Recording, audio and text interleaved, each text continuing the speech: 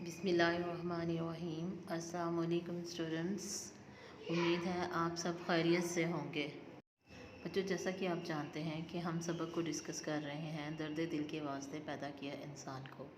आज हम अपने सबक में मुहावरात को डिस्कस करेंगे कि मुहावरात क्या होते हैं। मुहावरे के लुग़वी मायने गुफ्तगू और बातचीत के हैं।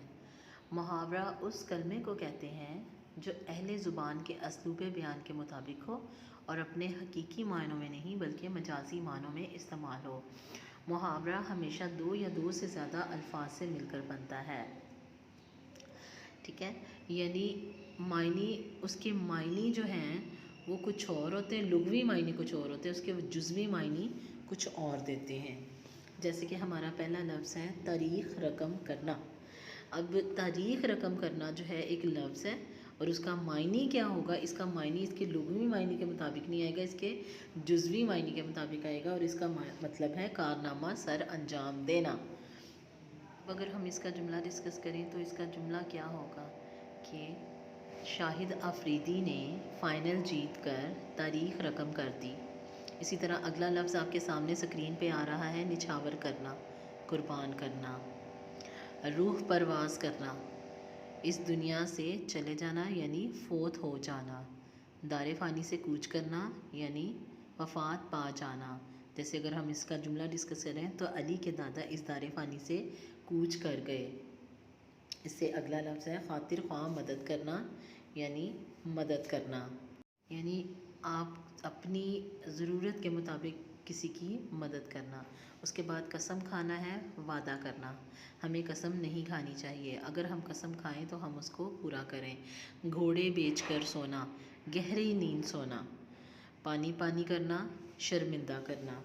पानी में आग लगाना, नाकाम को कामयाब करना, किसी भी काम को कामयाब करना।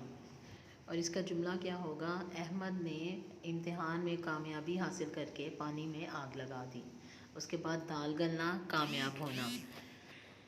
लड़ाई करने के बाद अहमद की दाल घर में ना गली तो वो दोस्तों के पास चला गया।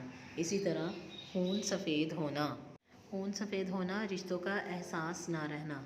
इसके बाद आखिरी लफ्ज़ है मुट्ठी गर्म करना यानी रिश्वत देना। तो ये हमारे मुहावरात थे और उनके हमने मायने को डिस्कस किया है और हमने जुमले को। जब तक हमें लफ्ज़ का मफ़हूम समझ नहीं आएगा तब तक हम उस लफ्ज़ को अंडरस्टैंड नहीं, समझ नहीं सकते। और लफ्ज़ को समझने के लिए, लफ्ज़ के मफ़हूम को समझने के लिए उसके जो जुमलों को डिस्कस करना बहुत ज़्यादा ज़रूरी है। तो आज हमने एक्सप्लेन किया, आज हमने वजाहत की कि मुहावरा क्या होता है और अगर आपकी रोज़मर्रा ज़िंदगी में कुछ मुहावरात हैं तो उन मुहावरात को आपने क्या करना है।